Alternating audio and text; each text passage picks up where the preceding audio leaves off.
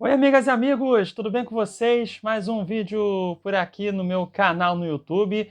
Eu sou Almeno Campos, jornalista do Rio de Janeiro, faço transmissões para MS Web Rádio e o tema desse vídeo é o duelo entre Juventude e Fluminense que aconteceu na noite desta quinta-feira lá no estádio Alfredo Jaconi, em Caxias do Sul, no Rio Grande do Sul. E o Juventude venceu por 3-2, jogo de ida das oitavas de final da Copa do Brasil. Vou fazer uma breve análise do que aconteceu no jogo e também para tocar no assunto em relação ao Fluminense e sobre a escalação, né, a escalação inicial. Será que neste momento a comissão técnica do Fluminense está colocando a Copa do Brasil como a competição com menor prioridade nesse momento? Não sei se só eu que fiquei com essa dúvida, se outros torcedores do Fluminense também ficaram com essa dúvida, mas vou tentar responder a esse questionamento, tá? Eu estou gravando esse vídeo antes da coletiva do técnico Mano Menezes. Não sei se vão fazer essa pergunta a ele, mas eu fiquei com essa interrogação na mente. Não sei se você, enfim, também ficou com essa dúvida. Então, são os temas que vou falar por aqui, então já convido você a deixar o like no vídeo, se inscrever no canal, ativar o sininho das notificações, tá? Pois quando for postado um vídeo ou um short por aqui, que é aquele vídeo mais curto, você vai receber a notificação. E claro, compartilha esse vídeo com todo mundo, até mesmo para aquela pessoa que você não gosta, que você detesta, que você odeia, não tem nenhum problema.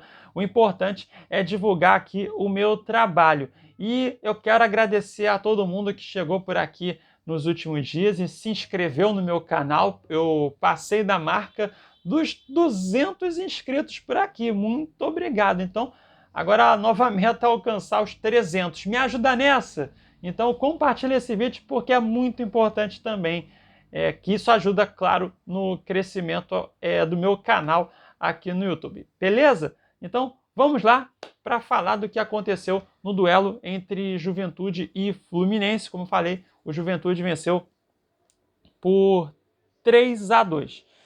E aí, vamos lá, o Juventude que foi a campo com o Gabriel Vasconcelos no gol, Everton na lateral direita, Rodrigo San e Zé Marcos formando a dupla de zaga, e Lucas Freitas na lateral esquerda. Aí o meio de campo com Kaique Gonçalves e Jadson, a dupla de volantes, né? E Jean Carlos, o meia.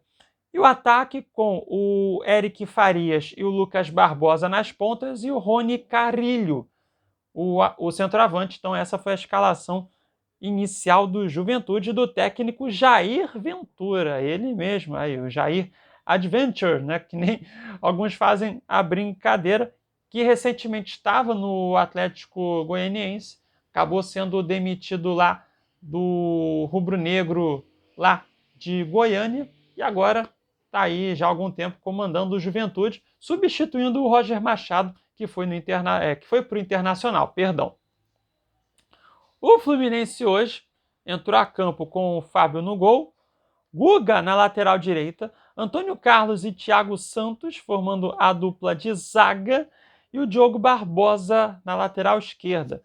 O meio de campo com o Nonato, Matheus Martinelli, Lima e o Marcelo formando ali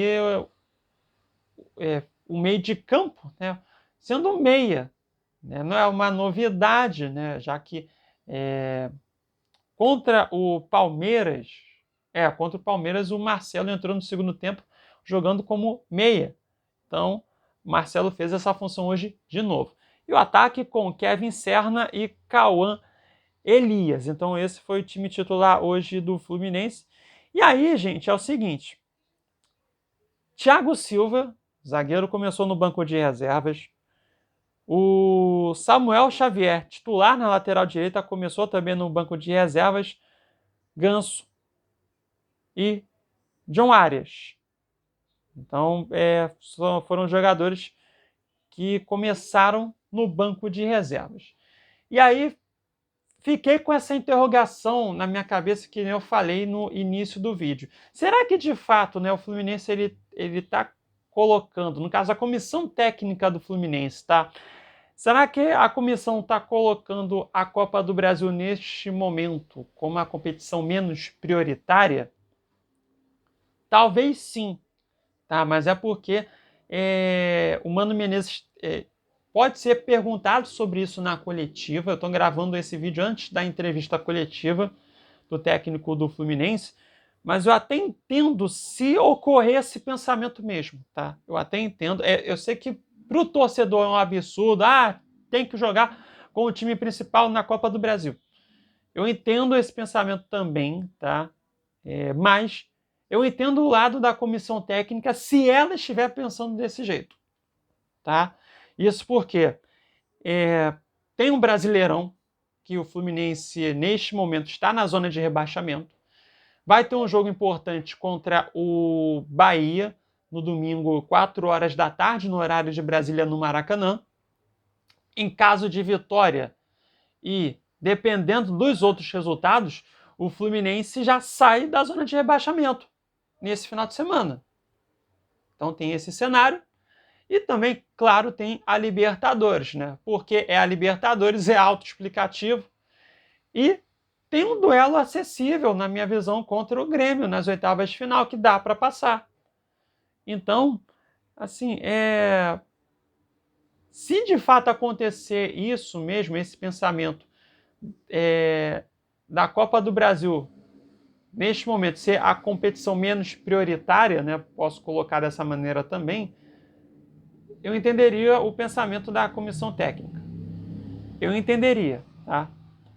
Então, pode ser por isso também. E se reflete na escalação titular do Fluminense, com os jogadores titulares que começaram no banco de reservas. Então, fica esse detalhe também. Aí, falando da partida, o Fluminense que abriu o placar bem no início do jogo, com 2 minutos.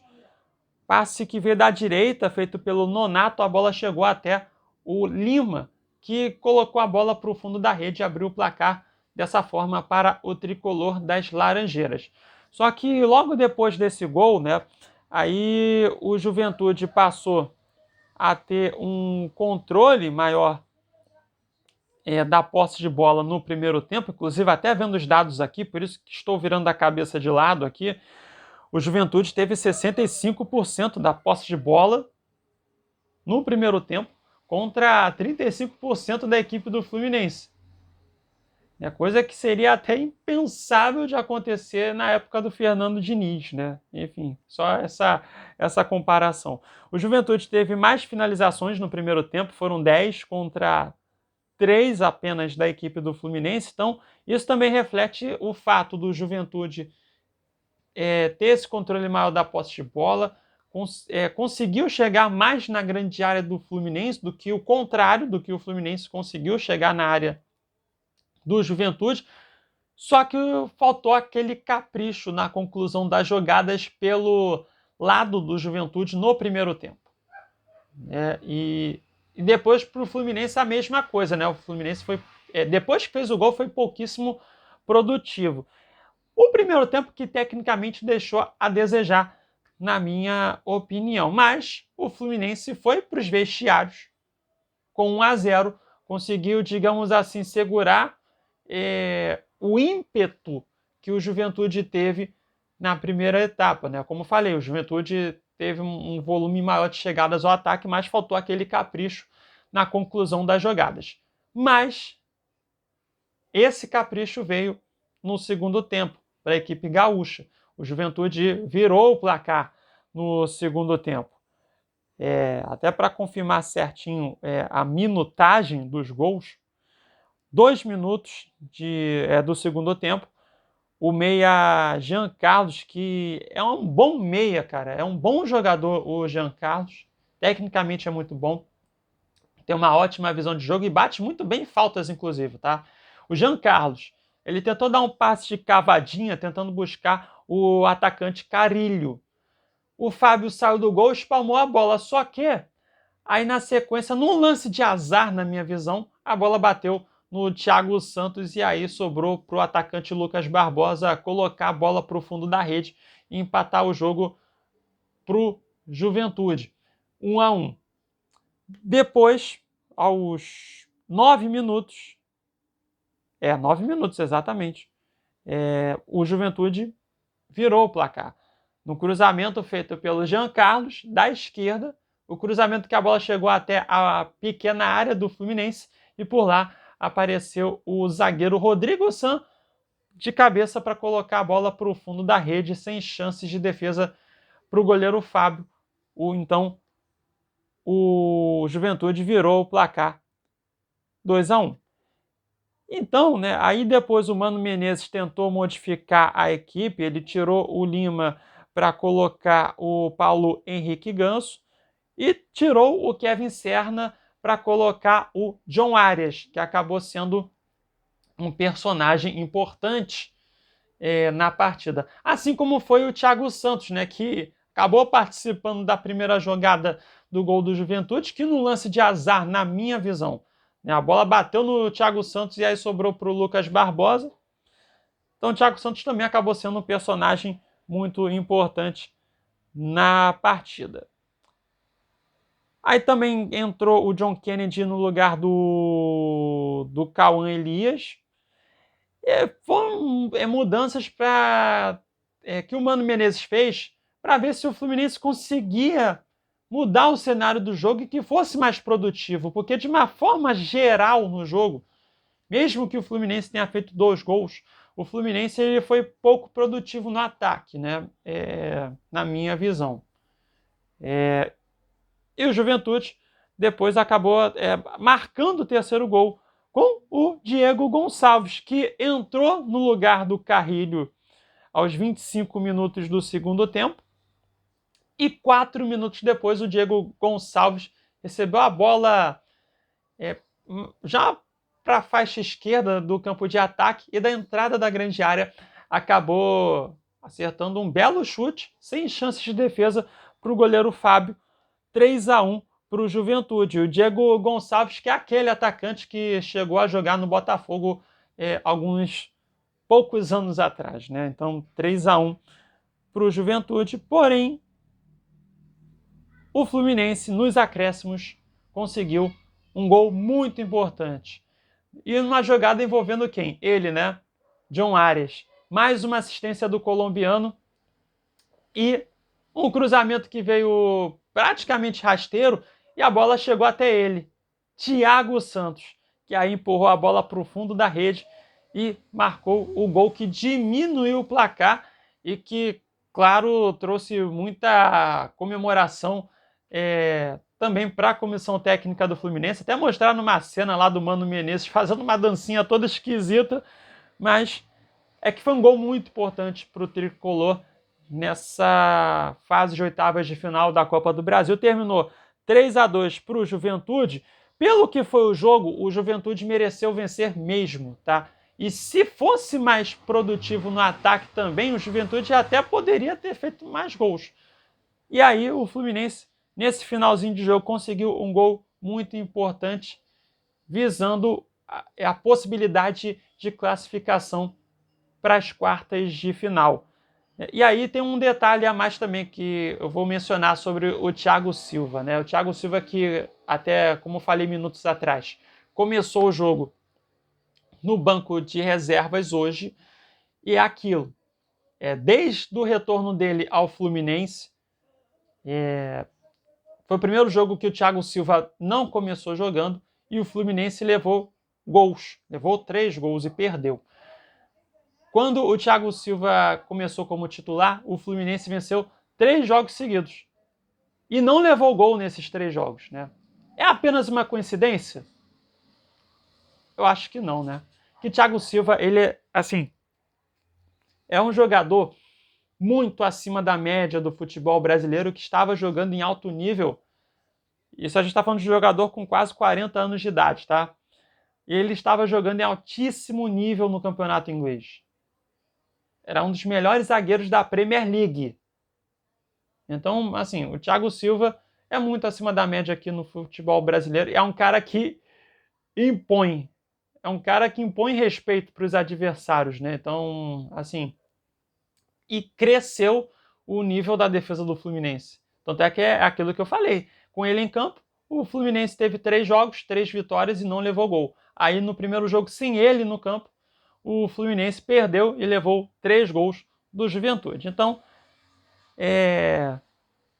não é uma coincidência isso que eu falei. Bem, 3-2 para o Juventude.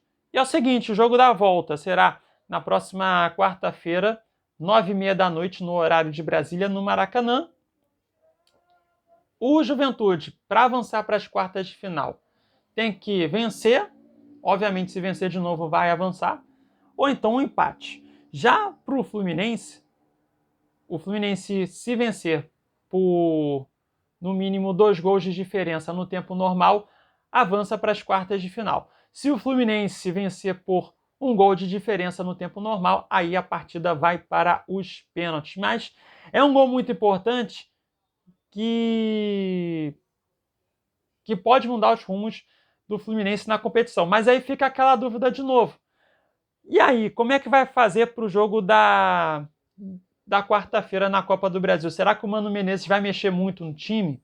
Porque é aquilo que eu falei minutos atrás também. O Fluminense tem o Campeonato Brasileiro, que precisa sair dessa situação, precisa sair da zona de rebaixamento, porque vai ter o Bahia no Maracanã neste domingo, 4 horas da tarde no horário de Brasília. Depois vai ter esse jogo da volta pela Copa do Brasil. Depois vai ter o clássico contra o Vasco, lá no estádio Newton Santos, no dia 10 de agosto, 9h30 da noite. Hein? Que horário para colocar o clássico lá no Newton Santos, hein? Que isso, cara. E o Vasco, que é um concorrente direto do Fluminense na briga contra o rebaixamento. Sim, eu acho o Vasco concorrente ainda contra o rebaixamento. Foram vitórias importantes para o Vasco, enfim, mas o Vasco ainda segue na briga contra o rebaixamento, tem que alcançar os 45 pontos, então é um clássico de 2 times que brigam contra o rebaixamento. E é um jogo muito importante, obviamente, também por esse cenário. Então, o Fluminense vai ter esse clássico contra o Vasco e depois vai ter os 2 jogos pela Libertadores contra o Grêmio, que são duelos bem acessíveis, na minha visão, para o Fluminense avançar para as quartas de final também da Libertadores. Então, vamos ver como é que a comissão técnica do Fluminense vai fazer esse manejamento, né, do elenco para essa sequência pesada, né? O mês de agosto será um mês muito importante para os rumos do tricolor para a temporada. O Juventude, que antes desse jogo contra o Fluminense, né, o jogo da volta pela Copa do Brasil, vai enfrentar o Corinthians no domingo, 4 horas da tarde, no horário de Brasília, na Neoquímica Arena, em São Paulo. E é também um jogo importante, porque assim, o Juventude também está ali próximo na zona de rebaixamento, o Corinthians também, então vai ser um duelo direto também nessa briga contra o rebaixamento. Então, fica o vídeo por aqui, quase 19 minutos de vídeo, do que aconteceu no jogo entre Juventude e Fluminense e outros assuntos importantes também a respeito do tricolor das Laranjeiras. Quero saber de você que ficou comigo até aqui. Você também ficou com essa dúvida? Será que o Fluminense está colocando a Copa do Brasil como uma competição menos importante nesse momento? Será? Não sei se você também ficou com essa dúvida. Deixa aí nos comentários o que você acha, tá bom? O que você achou do jogo? Comenta aí também, tá certo? E, claro, deixa aquele like, se inscreva no canal, ative o sininho das notificações e compartilha esse vídeo com todo mundo, tá certo? Em breve, volto com mais um vídeo por aqui. Beijos e abraços a todos. Até a próxima. Tchau, tchau.